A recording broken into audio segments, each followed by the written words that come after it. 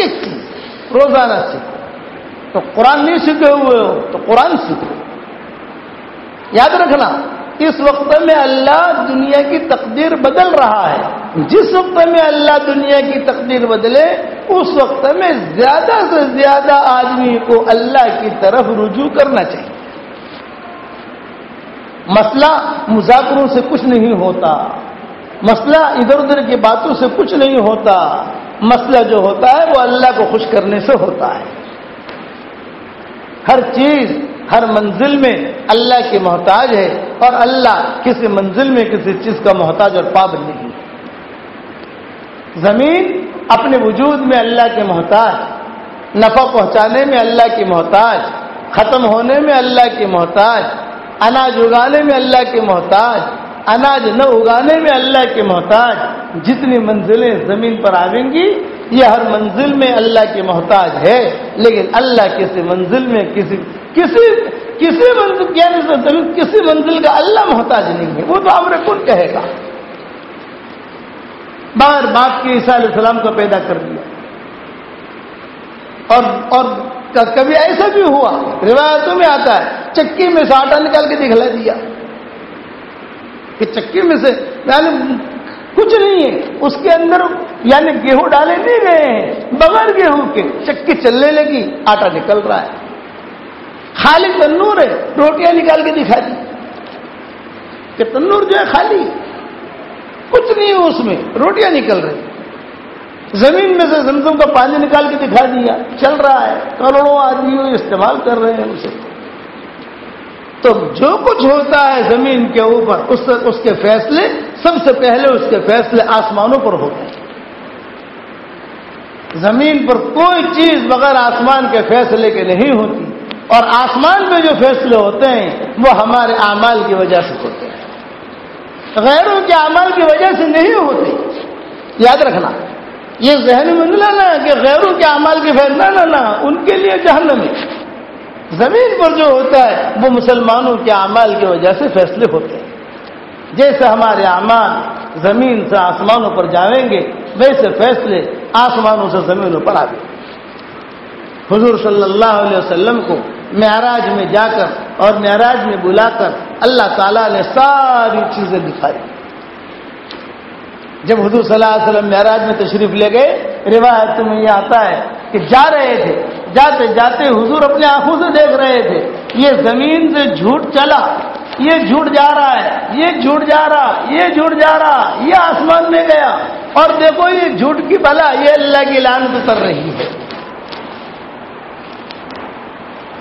اعمال کو دیکھا اور اس اعمال کی سزا اور جزا کو دیکھا, اور اپنی آنکھوں سے دیکھا, جاگتی کی حالت میں دیکھا, سونے کی حالت میں نہیں, خواب میں نہیں, باقاعدہ اعمال چڑھ رہے تھے. یہ نماز چلی, یہ قرآن کی تلاوت چلی, یہ دیکھو یہ چلی, یہ قرآن کی تلاوت جاری ہے کسی, یہ جاری, یہ جاری, یہ اللہ کی مدد اس کے لیے اتر گئی.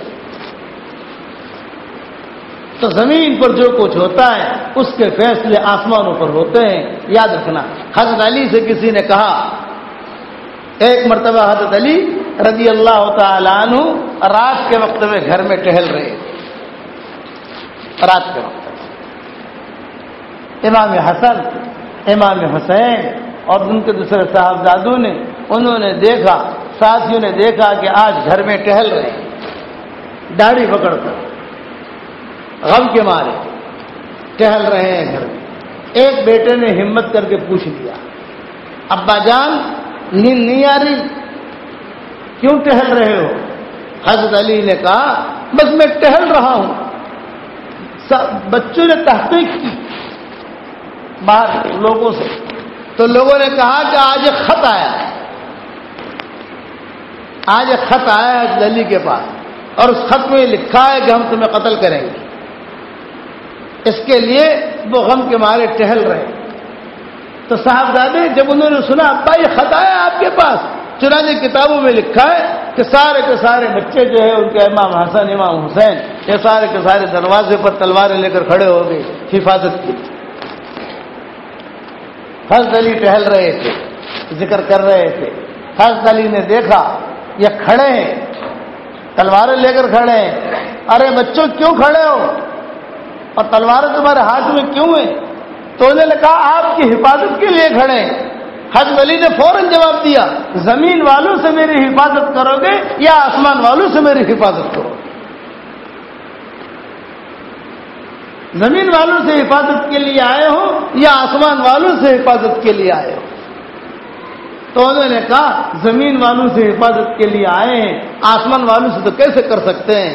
حضرت علی نے کہا گھر پر جا کے پڑھ کے سو جاؤ، اگر آسمانوں پر میری موت لکھی جا چکی ہے پوری دنیا کے لوگ مل کر مجھے بچا نہیں سکتے، اور اگر آسمانوں پر میری حیات لکھی جا چکی ہے کوئی مجھے مار نہیں سکتا۔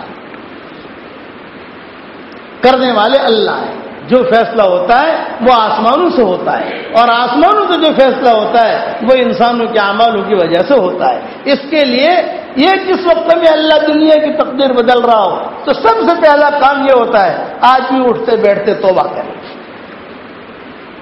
استغفار کریں، توبوا الی اللہ توبۃ نصوحا، اللہ کی طرف رجوع کرو، اللہ کی طرف رجوع کرو، بس اللہ کے بن جاؤ۔ اللہ اور اللہ قادر مطلق ہے آیا یوں ریشے تاتار کے افسانے سے، اقبال نے کہا ہے آیا یوں ریشے تاتار کے افسانے سے، مل گئے پاسباں کعبے کو صنم خانے سے۔ کہ تاتاری کون تھے؟ یہ بہت مسلمانوں کے خلاف تھے تاتاری، اور ان تاتاریوں نے مسلمانوں کا بہت قتل کیا، یعنی انہوں نے قسمیں کھا رکھی تھی کہ ہم کبھی بھی اسلام میں داخل نہیں ہوں گے، اور بہت بغداد میں، عراق میں، کوفہ میں، بصرہ میں علماء نے لکھا ہے کہ 6 لاکھ مسلمان شہید ہوئے ہیں، اور لاشوں کو اٹھانے والا کوئی نہیں تھا، یہ بھی لکھا ہے علماء نے۔ دور دور تک جو ہے پرندے نظر آتے تھے، جہاں پرندے نظر آتے تھے پتہ چلتا تھا کہ یہاں پر جو ہے گلاشیں رکھی ہوئی، یہ کتابوں میں لکھا ہے۔ لیکن اسی قوم کو اللہ نے ہدایت دی تاتاریوں کو، اور انہیں تاتاریوں نے بیت اللہ بنایا، اور انہیں تاتاریوں نے کئی سو سالوں تک بیت اللہ کی حفاظت کی۔ تو ہدایت تو اللہ کے ہاتھ میں کہ پتہ نہیں کس وقت اللہ کس کو ہدایت دے دے، کیسے ہدایت دے۔ کہ ہے آیا یوں ریشے تاتار کے افسانے سے، کعبے کو مل گئے پاسباں صنم خانے سے۔ اللہ کہتے ہیں کہ میری طرف رجوع کرو، میری طرف۔ اصل یہ کہ سب اللہ کی طرف رجوع کریں تو سب کے دل جو ہے وہ اللہ کے ہاتھ میں، یقلبها کیف یشاء، یقلبها کیف یشاء، جس طریقے سے بھی چاہے گا۔ جب یہ بیت المقدس فتح ہوا ہے، صلاح الدین ایوبی نے فتح کیا، تو علماء نے لکھا ہے کہ